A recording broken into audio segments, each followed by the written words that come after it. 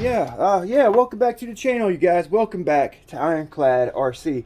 I've been working on my little micro racer. This is a 12-inch challenge entry right here. If you guys aren't familiar with the challenge, it's 2022. The trials will be in July. Anybody can enter. Check the description below for details about that. I just took my 24 out to the pond. I just blueprinted the hole, and I was testing it out, and I come home and I had a package on the porch. So I'm going to actually go over a few things about used boats, what to look for in like a ready to run or almost ready to run used boat, or you buy a boat, and some things that you need to do before you run it. All right, this is from one of my subscribers, G-Man. Thank you very much, brother. Thank you very much. Let's see what we got here. Let's see what we got, huh? Let's see what we got from the G-Man. From the G-Man. Oh, I'm stoked, you guys. This is going to be a great addition to the channel. All right. Oh, wow. No way, G-Man. Oh, dude, this is freaking awesome. Included a freaking wood rigger kit. Oh, with all the trimmings. Oh, my God. Oh, I'm stoked. Oh, I'm stoked. We'll build this one day. All right, on the channel, we'll build that, maybe a little series or something. I knew he was sending this little Aquacraft mini mono. All right, I knew he was sending this. This outrigger was a complete surprise. Oh, wow. Thank you, man. Thank you. Yeah, you guys, if you have something you'd like to send to the channel, an old boat you're not using, old parts, ESC motors, a YouTube channel you're trying to promote, a product you're trying to promote, send it to the channel. I'll unbox it and tell the world about it. So yeah, oh man, this thing is sweet too. This is the Aquacraft Mini Mono, and I've been looking for one of these boats for a while now. All right, I've seen them online, and they're not in all that great of shape. The ones I've seen used, you can't buy them anymore. They're discontinued.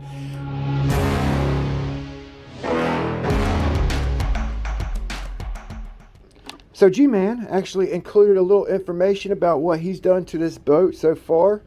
He moved the motor mount back, all right, and replaced the piano wire drive with a 0.98 flex cable from Offshore Electrics. He's actually replaced this rudder, the stock rudder, with an aluminum rudder. We'll put the battery up here. The speed control, I think, goes here, and the receiver here. Velcro everything down. He put the battery up front to reduce the CG, lower the CG on the boat, so that it doesn't torque roll quite as bad and stays down in the corners. Oh man, what in the... Oh no, it looks like it might have got messed up in shipping. Oh, it's got a little crack at the rudder right there. Oh darn. Oh, we have to... I got some plastic bonder we can fix that with, or epoxy. We'll get that fixed up, no problem. I'll show you guys how to do it. So we'll actually go ahead and work on that right now, so we can get a speed control and battery in this bad boy and take it out. A little pool racer. That's why he put the foam around it. He would race it around his pool, and the foam would protect it. You know, that's cool. It's a good idea. Ooh, 33 millimeter prop. Wow, this thing ought to freaking get it. Oh, dude, this is freaking cool, yo. Oh man, and this is they call them a shrimp boat, which I don't know why, because it don't look nothing like a freaking shrimp boat. I would know. I come from a family of shrimpers.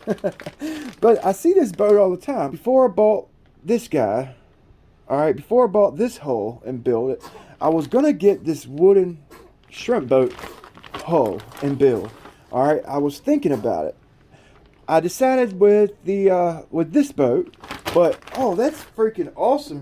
I am super stoked to have both of these boats in my fleet. Yeah. Thank you, G-Man. Thank you, brother. Thank you very much. Let's get the rudder broke loose here so we can address the crack, and then I can go over, what to look for when you get a used boat or buy a used boat. Don't want no water seeping in this transom, that's for sure. That's got a balsa wood transom, and we definitely need to make sure it's watertight.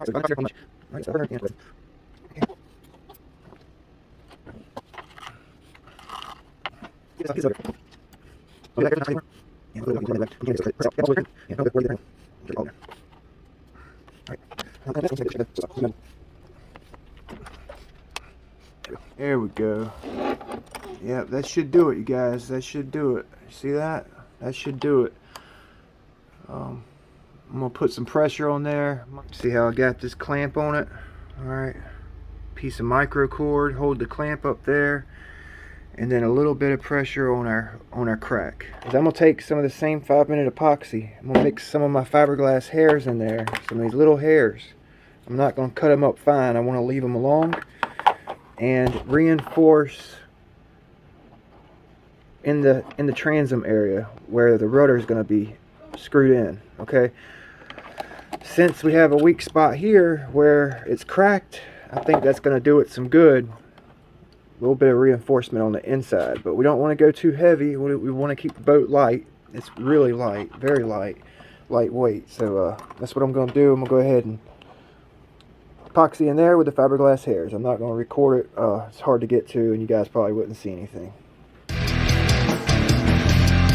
While we're waiting on the epoxy to cure up inside and outside, all right, let's go ahead and throw a speed controller on it. This is a Dynamite 30 amp speed control, and we're going to use this 1300 milliamp 3S pack. All right, until we get you know, something different for power. But that should be perfect right there. I'm going to put this RX right here, and the speed control should go right here pretty nice. All right.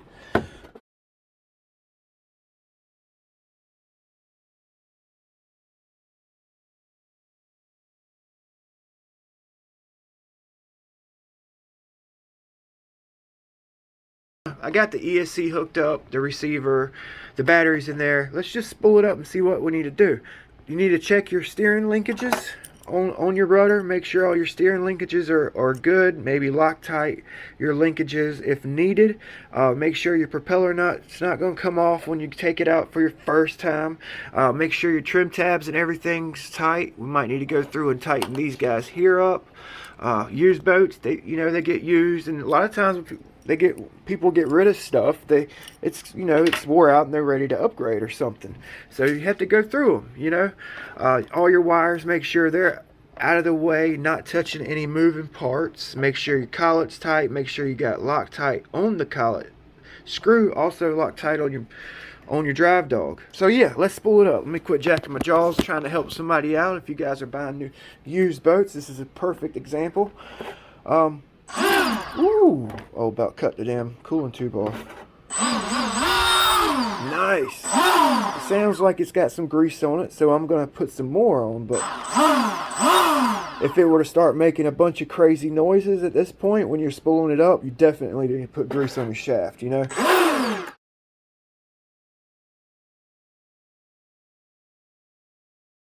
So yeah, see that? That's a nice wire drive. All right, compared to what was in this boat originally. See the difference? Pretty sure that's what they run in this boat originally. All right, big difference. 0.98 cable. Looks like it's got plenty of grease on it. Let's grease it up real quick. Put a little bit of this Grim Reaper grease on all my shafts, man. I love that grease. Seems like I've had a lot of struts go bad with Dynamite grease. Like the bushings, Dynamite grease. I don't know. I don't care for it all that much. That's the stuff. You can't even hardly find it nowhere anymore. Alright, let's get it tightened back up. Always check that grease on any boat, really. Any freaking boat. Any freaking boat. Check the grease. Good and tight. Alright.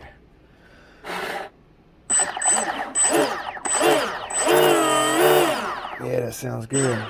Okay, so I put the rudder back on. All right, let's go through and check all the connections. All right, let's go through and check the grub screws. Make sure everything's tight. The collet, grub screw, make sure that's tight. Make sure the collet's tight. The servo looks pretty good. I don't think I'm going to pull that out to check that one screw there. It should be all right. He's got it epoxied into the boat. We've got the wires out of the way of the motor. They're not going to touch the motor, so that's good. ESC's mounted, double-sided tape to switch on top of the ESC. That should be good. The hatch goes on. Check your hatch connections. Make sure those are working properly. what else? What else? Oh yeah, the through hole. You want to make sure the through hole's sealed for your rudder linkage. I like the way Aquacraft does their through holes. That looks slick. You know, they put the boot in inside the boat opposed to outside the boat, and it just looks nice and clean right there, you know. So yeah, G-Man, from what I understand, he has quite a collection of boats, you know. He's already built one of the shrimp outrigger boats. I'm checking the collet connection here, make sure that's tight. He's built one of those shrimp outrigger boats, and he said he crashed it into a sprinkler into the pond like a fountain, and it sank to the bottom immediately. So I guess he upgraded to a JAE 33. He was going to build the other shrimp boat, but he upgraded, so he sent that boat to me, which is pretty cool. Let's check the drive dog connection here. So you know, this boat is pretty much ready to go. You know, he's a very avid in the boating. He was a senior editor at a model boat magazine and RC car action magazine, so he knows his stuff. The boat looked clean. I mean, it's perfect, other than the rudder getting messed up in shipping. By the way, it turned out pretty good there. See that? Nice and sealed up. Got a nice connection. The rudder's on there. I wish Aquacraft still made boats, man. Sweet little boat. She's ready to go. She's ready to go. And we got some bad weather here in North Carolina, so we're going to probably do it in the next video. Kind of give you guys a heads up on what to look for if you're buying used RC boats, you know, and what to do when you get your used RC boat. You know, either way, whether ready to run or a boat you build, you've got to go through them with a fine-tooth comb. So I'll let you guys go. Thanks for watching. Big B with Ironclad RC. Big shout out to G-Man. Appreciate it, man. I appreciate it. Don't forget to like, comment, subscribe to the channel. See you next time. Thanks for watching.